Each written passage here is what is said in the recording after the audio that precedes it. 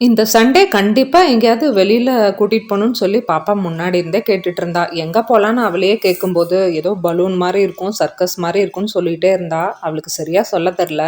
அப்புறமா யோசிச்சு பார்த்தா கொஞ்ச நாள் முன்னாடி ஒரு எக்ஸிபிஷன் போயிருந்தோம். அத தான் சொல்லியிருப்பா போல.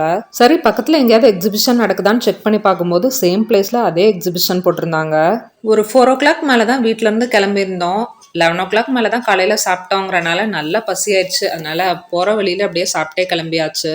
பர் பர்சன் வந்து டிக்கெட் ₹100 சார்ஜ் பண்ணியிருந்தாங்க.